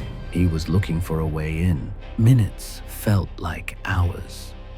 Every creak of the floorboards above made my stomach twist. Then, just as the sirens wailed in the distance, the footsteps stopped. Silence. No breathing. No movement. When the police arrived, the fence was in ruins, the ground covered in enormous footprints. But there was no sign of the creature itself. It had vanished back into the darkness it came from. But I knew this wasn't over. Because before he left, he'd scratched something deep into the wooden siding of our house. A mark, a symbol, something ancient and primal. And it felt less like a threat and more like a promise. The police called it an animal attack. That was their official statement. A bear, maybe. Possibly a deranged drifter. Anything but the truth. But I knew. My mom knew. The look in their eyes when they found those massive footprints in the mud told me they knew too. They just didn't want to say it out loud. The symbol carved into the wood wasn't random. It was deliberate. It was a message. And every instinct in my body screamed the same thing.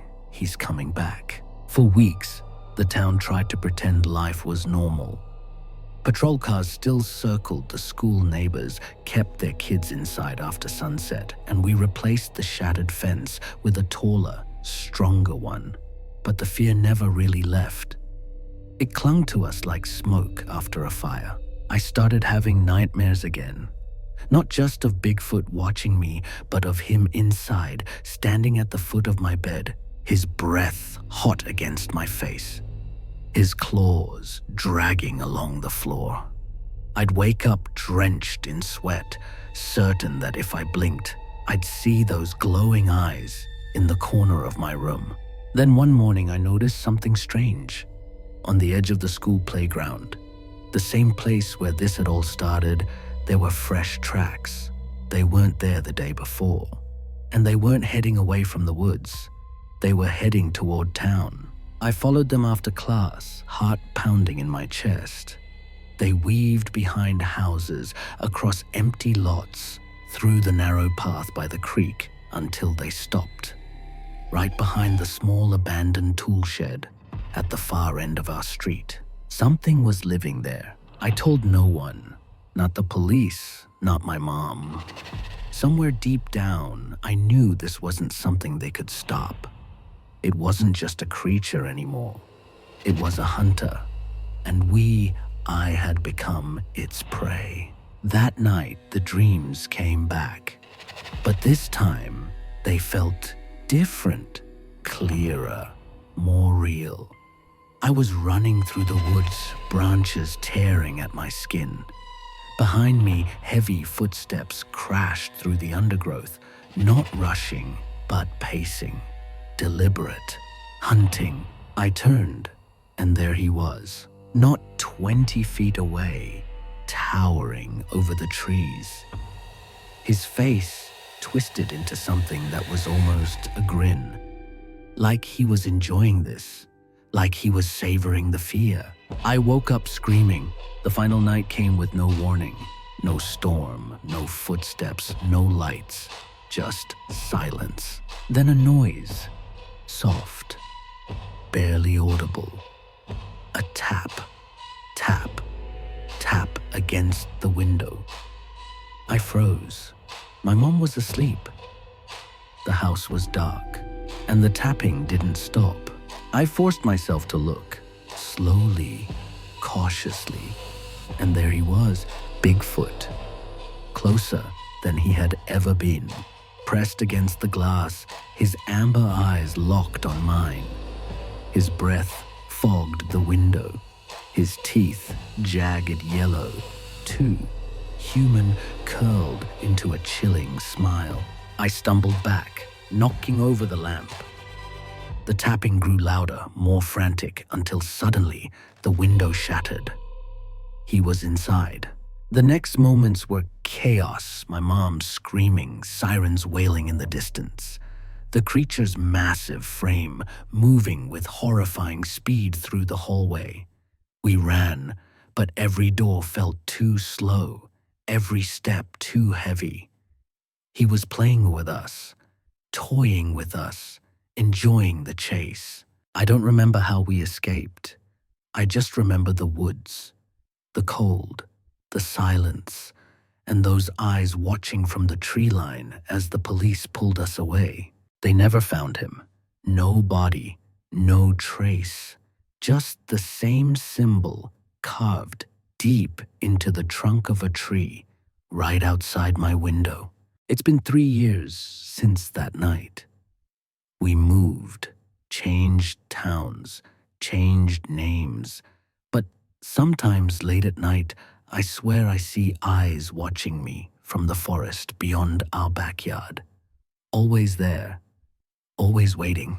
And I know this isn't over, because once Bigfoot chooses his prey, he never stops hunting,